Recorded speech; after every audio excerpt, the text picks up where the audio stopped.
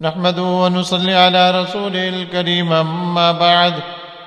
وعن أبي هريرة رضي الله تعالى عنه قال قال رسول الله صلى الله عليه وسلم: خير بيت في المسلمين بيت فيه يتيم يحسن إليه، وشر بيت في المسلمين بيت فيه يتيم يساء إليه، أو كما قال النبي صلی اللہ علیہ وسلم. مشکوٰۃ شریف کی دوسری جلد کا باب چل رہا ہے، باب الشفقۃ والرحمۃ علی الخلق، اللہ کی مخلوق پر شفقت اور رحمت کرنے کا باب. اس حدیث میں آپ صلی اللہ علیہ وسلم نے یتیم کے ساتھ اچھا سلوک کرنے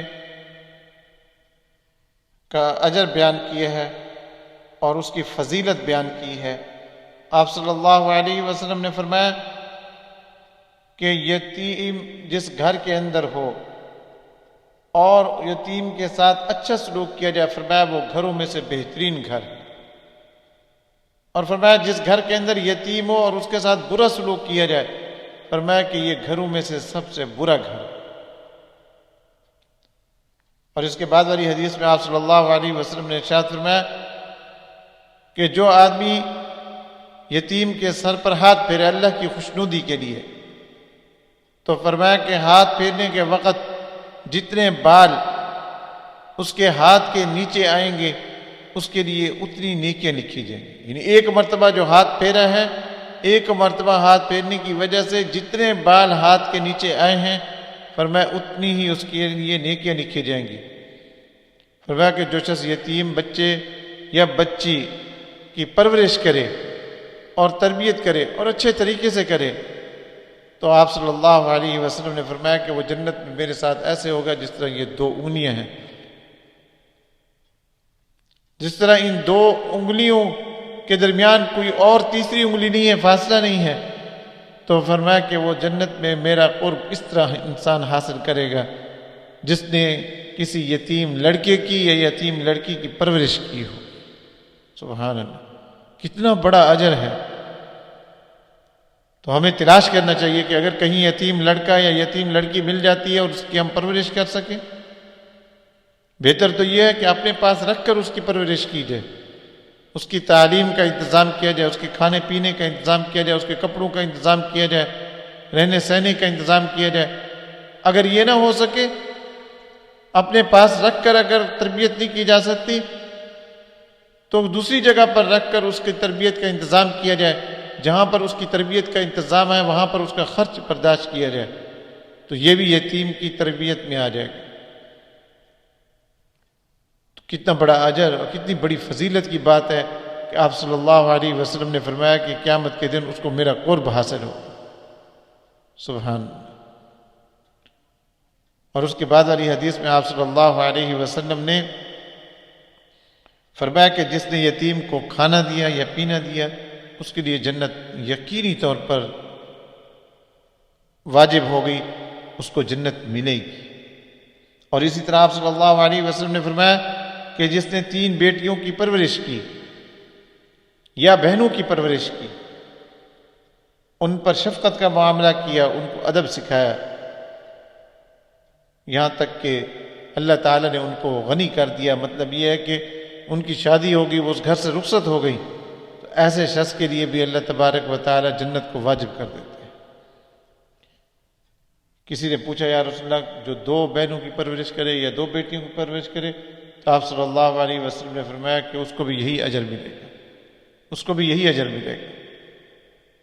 صحابہ کہتے ہیں کہ اگر ہم ایک کے بارے میں سوال کرتے تو آپ صلی اللہ علیہ وسلم ایک کے بارے میں بھی یہی جواب دیتے کہ اس کو بھی یہی اجر ملے گا. اور بچوں کی پرورش کرنے پر بھی اجر ہے.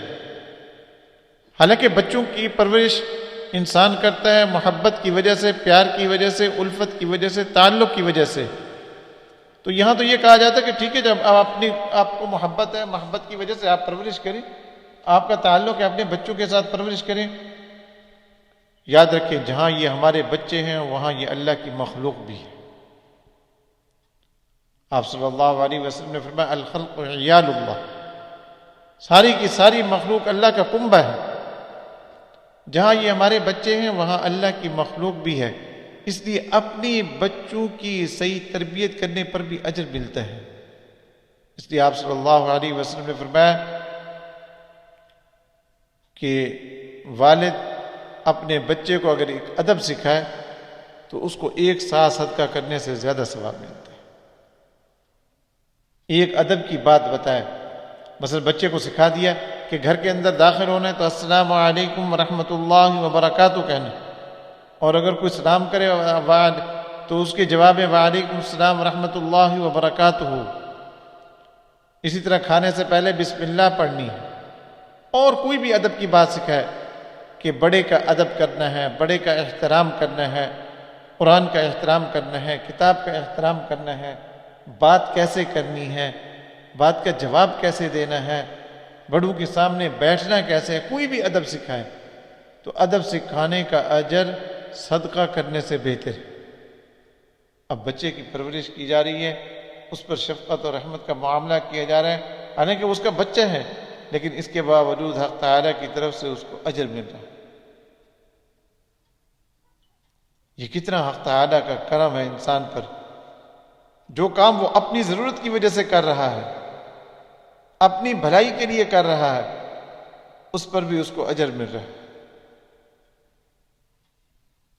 اسی طرح دوسری حدیث میں آپ صلی اللہ علیہ وسلم نے فرمایا کہ اپنے بیٹے کو نیک ادب سکھانا، اچھا ادب سکھانا، اس سے بہتر اور کوئی چیز نہیں ہے جو آپ اپنے بیٹے کو ہدیہ دیں۔ ایک ایک بیٹے کو تحفہ لے کر دیے ہے، اور ایک یہ کہ ایک اچھا ادب سکھا دیے ہے۔ فرمایا کہ اچھا ادب سکھانا اس سے بہتر کوئی اور چیز نہیں ہے جو آپ اپنے اولاد کو دیں۔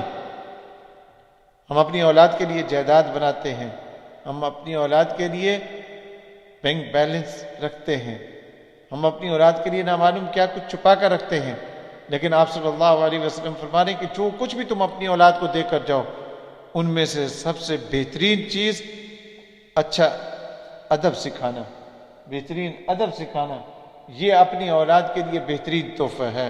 حق تعالیٰ میں سمجھنے کی اور عمل کرنے کی توفیق عطا فرمائے۔ وآخر دعوانا الحمدللہ۔